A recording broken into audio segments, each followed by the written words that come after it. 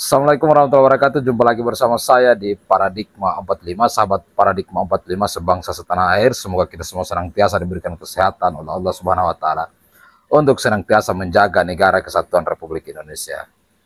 Baik, pada kesempatan ini kita akan kembali mengulas sedikit tentang persoalan nasab, di mana bahwa kebenaran memang betul-betul telah menunjukkan jalannya, karena kemudian ada beberapa bukti lagi yang terkuat yang kemudian diceritakan oleh beberapa saksi dan peneliti soal nasab dari kelompok Balawi yang hubungannya dengan Ubaidillah, yang katanya tersambung nasabnya kepada junjungan kita Nabiullah Muhammad sallallahu alaihi wasallam.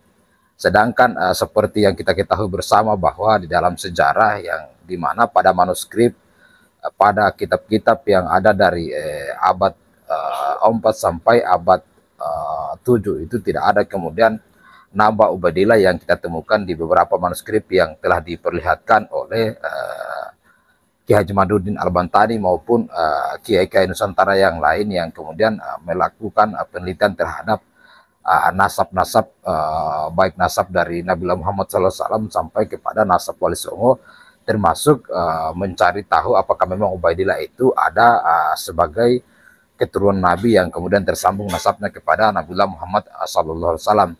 Ternyata berdasarkan hasil penelitian Kiai Haji Madudin Al-Bantani yang menunjukkan bahwa Ubaidillah itu hanya tokoh fiktif dan tidak ada anak dari Imam Ahmad Al-Muhajir yang kemudian bernama Ubaidillah.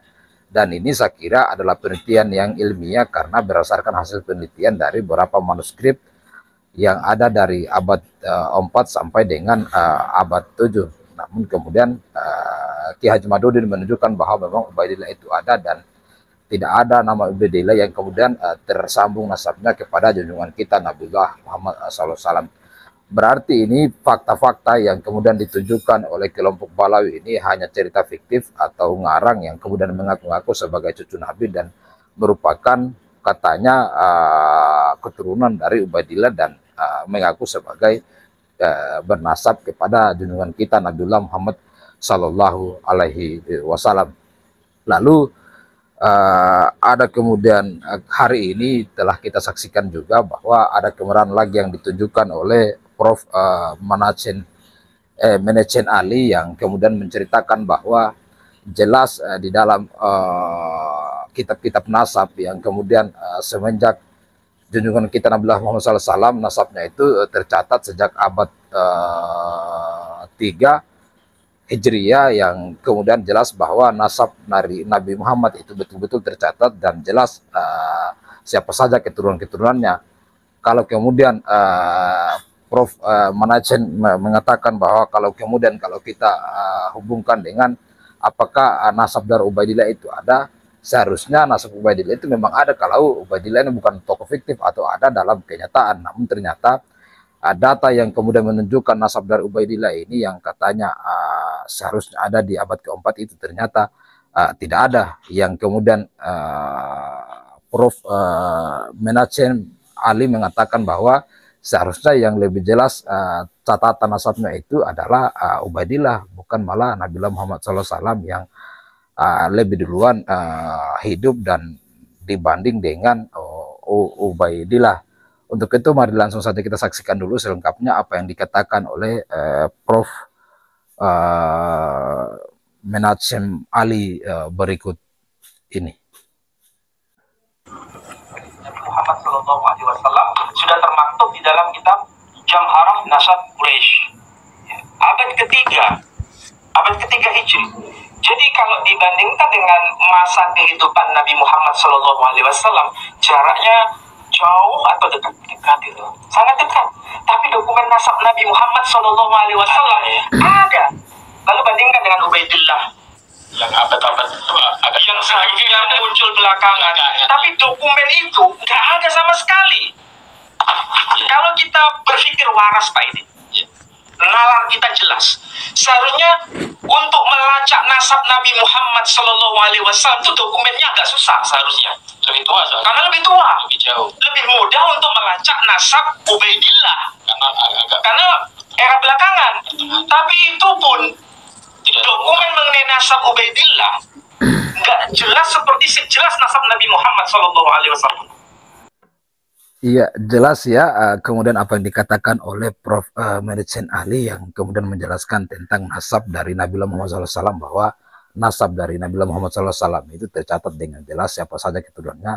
Namun kemudian tidak ada yang menunjukkan bahwa Ubaidillah itu ada. Yang padahal dikatakan bahwa seharusnya nasab dan dari Ubaidillah itu yang lebih jelas catatannya dibandingkan dengan Nabi Muhammad SAW, karena berbicara tentang siapa dulu yang kemudian hidup itu adalah Nabiullah dulu, bukan malah Ubaidillah. Berarti bahwa yang seharusnya jelas nasabnya itu adalah Ubaidillah dibandingkan dengan Nabi Muhammad.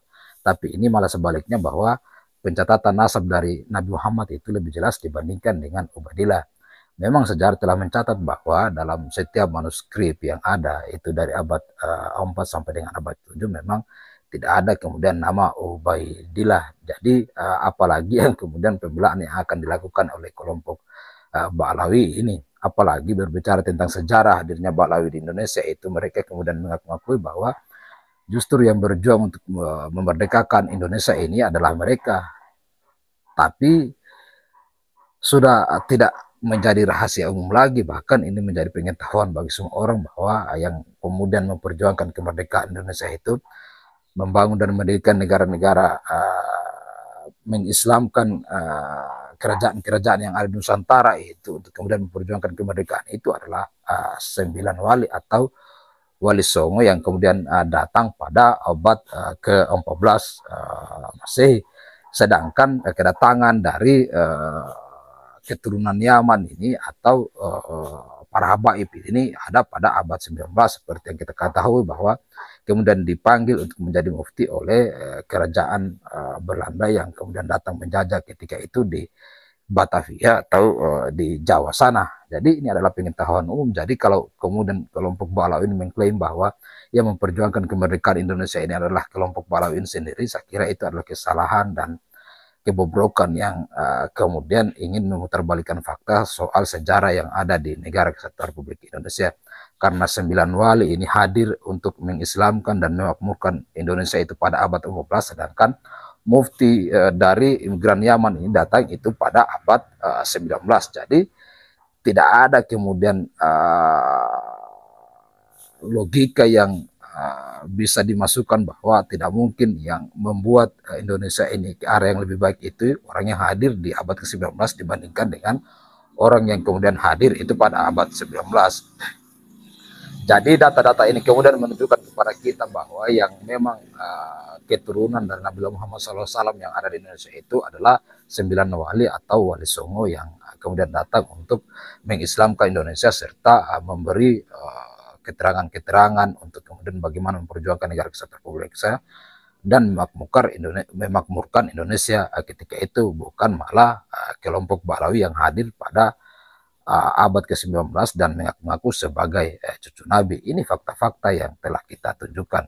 Jadi saya kira mereka tidak bisa lagi kemudian mengaku sebagai cucu Nabi, karena memang tidak ada data dan bukti yang kemudian bisa mereka tunjukkan. Terlebih mereka kemudian menolak untuk melakukan tes DNA karena katanya tes DNA itu haram dan sebagainya dengan berbagai macam alasan.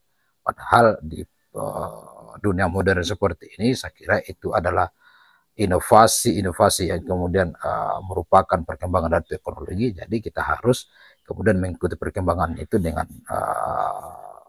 mengambil itikat baik bahwa memang seperti itulah perkembangan zaman untuk kemudian diikuti. Jadi untuk kemudian membuktikan diri mereka harus tes DNA. Kalau kemudian tidak, dengan berbagai macam alasan memang mereka ingin menghindar dan tidak mau membuktikan diri bahwa memang bukan keturunan dari Nabi Muhammad SAW.